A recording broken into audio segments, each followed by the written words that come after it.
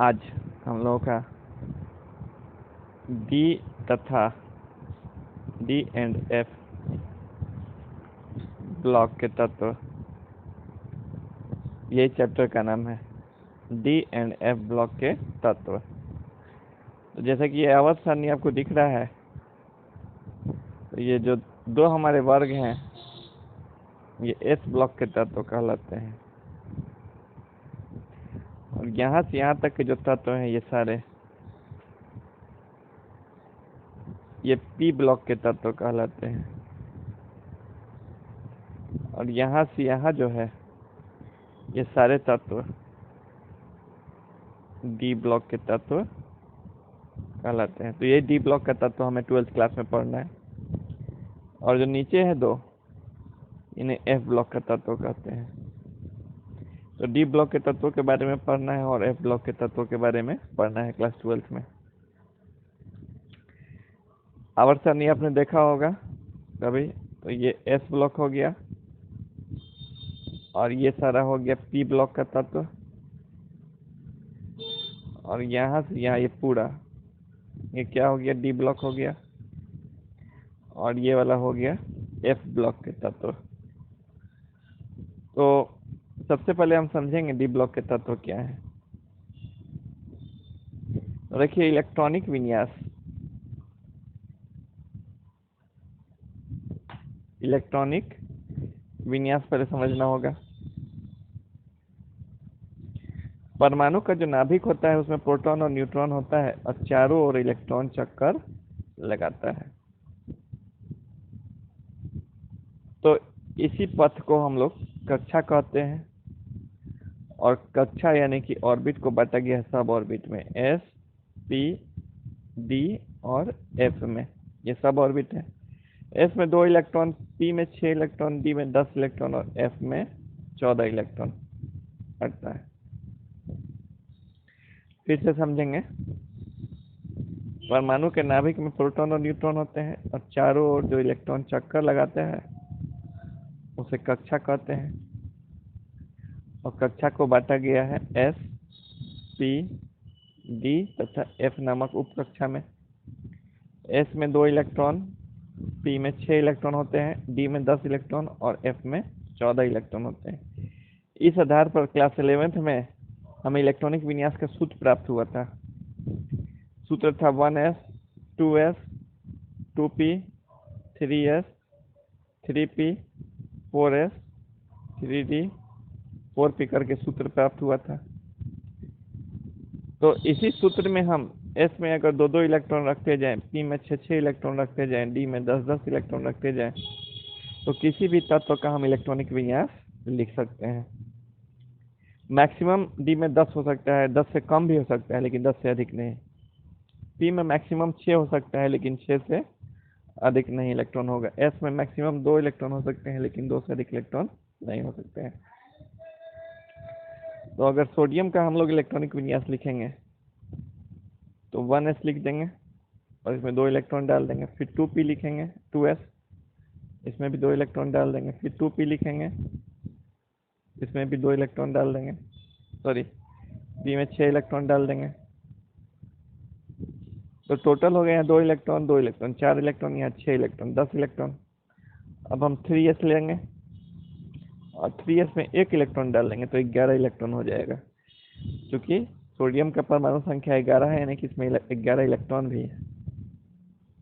अगर हम एल्युमिनियम के लिखने का प्रयास करें, 13 है, तो फिर 1s लिखेंगे, इसमें 2 इलेक्ट्रॉन डाल देंगे, 2s लिखेंगे, इसमें 2 इलेक्ट्रॉन, 2p लिखेंगे, इसमें 6 इलेक्ट्रॉन डाल देंगे, फिर 3s लिखेंगे, इसमें 2 इलेक्ट्रॉन डाल देंगे। अब हमारा 3p का बारी है।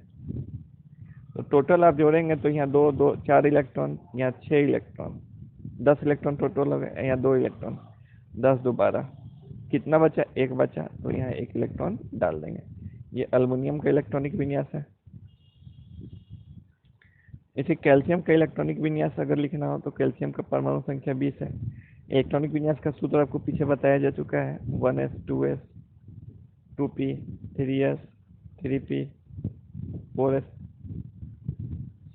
तो s में 2 इलेक्ट्रॉन डाल देंगे, एस में भी 2 इलेक्ट्रॉन, पी में 6 इलेक्ट्रॉन डालेंगे, टोटल 10 हो गए। फिर एस में 2 इलेक्ट्रॉन, 10 2 12। फिर पी में 6 इलेक्ट्रॉन, 6 18 हो जाएंगे। अब 2 इलेक्ट्रॉन बचे हैं तो 2 इलेक्ट्रॉन इसमें डाल देंगे, टोटल 20 इलेक्ट्रॉन हो जाएंगे। तो ये सब चूंकि अंतिम इलेक्ट्रॉन एस में गया है, ये सब एस ब्लॉक का तत्व है। एल्युमिनियम में चूंकि अंतिम इलेक्ट्रॉन पी में गया है, इसलिए एल्युमिनियम पी ब्लॉक का तत्व है। और सोडियम में अंतिम इलेक्ट्रॉन एस में गया है, इसलिए सोडियम एस ब्लॉक का तत्व है। यहाँ देखने से क्लियर होगा। देखिए, सोडियम एस ब्लॉक का तत्व है और एल्युमिनियम पी ब्लॉक का तत्व है। इसी कैल्शियम हमारा एस ब्लॉक का तत्व है, चूंकि अंतिम इलेक्ट्रॉन एस उपकक्ष में गया है। डी ब्लॉक का तत्व वही होगा जब अंतिम इलेक्ट्रॉन डी उपकक्ष में जाएगा। तो अगर हम लोहा का विन्यास लिखे, 26 परमाणु संख्या है, 1s 2s 2p 3s 3p 4s 3d। तो s में यहाँ 2 इलेक्ट्रॉन हो जाएंगे, p में 6 इलेक्ट्रॉन, फिर s में 2 इलेक्ट्रॉन, फिर p में 6 इलेक्ट्रॉन, फिर s में 2 इलेक्ट्रॉन, टोटल 20 इलेक्ट्रॉन हो गए। अब 26 चुकी है तो इसमें d में 6 इलेक्ट्रॉन डाल लेंगे। तो अंतिम इलेक्ट्रॉन d में गया, इसीलिए लोहा डी ब्लॉक का तत्व है, आयरन। सेम उसी प्रकार से अगर हम निकिल की बात करें, निकिल का परमाणु संख्या 28 होता है। तो 1s 2s 2p 3s 3p 4s 3d हमारा इलेक्ट्रॉनिक विन्यास का सूत्र है। चूंकि 28 इलेक्ट्रॉन है तो इसमें 2 इलेक्ट्रॉन डालेंगे, फिर s में 2 इलेक्ट्रॉन, p में 6 इलेक्ट्रॉन, फिर s में 2 इलेक्ट्रॉन, फिर p में 6 इलेक्ट्रॉन, फिर s में 2 इलेक्ट्रॉन, टोटल 20 इलेक्ट्रॉन हो गए। अब चूंकि 8 इलेक्ट्रॉन बचे हैं तो d में 8 इलेक्ट्रॉन। इस तरह से ये निकिल का इलेक्ट्रॉनिक विन्यास है। तो डी ब्लॉक का तत्व उसी को कहते हैं जब अंतिम इलेक्ट्रॉन डी उपकक्ष में जाता है। तो क्वेश्चन आएगा परीक्षा में कि डी ब्लॉक का तत्व किसे कहते हैं? जब अंतिम इलेक्ट्रॉन डी उपकक्ष में प्रवेश करता है, उसे ही डी ब्लॉक का तत्व कहा जाता है। डी ब्लॉक का तत्व आपको दिखाया गया है कि ये एस ब्लॉक का तत्व है और यहाँ पी ब्लॉक का तत्व है, यहाँ डी ब्लॉक का तत्व है। तो डी ब्लॉक का तत्व जो है वो एस ब्लॉक और पी ब्लॉक के तत्वों के बीच में उपस्थित है, इसीलिए इन्हें संक्रमण तत्व भी कहा जाता है। डी ब्लॉक के तत्वों को संक्रमण तत्व इसलिए कहा जाता है क्योंकि एस ब्लॉक के तत्वों का भी गुण दिखलाते हैं और पी ब्लॉक के तत्वों का भी गुण दिखलाते हैं। तो क्वेश्चन आ सकता है कि संक्रमण तत्व किसे कहते हैं? तो डी ब्लॉक के तत्वों को कहा जाता है। क्यों? तो चूंकि एस ब्लॉक और पी ब्लॉक दोनों के बीच में उपस्थित है, इन्हें ट्रांजिशन एलिमेंट कहा जाता है। संक्रमण तत्वों को इंग्लिश में ट्रांजिशन एलिमेंट कहते हैं। ट्रांजिशन एलिमेंट कहा जाता है। तो आज के वीडियो में हम लोग इतने ही रहने देते हैं।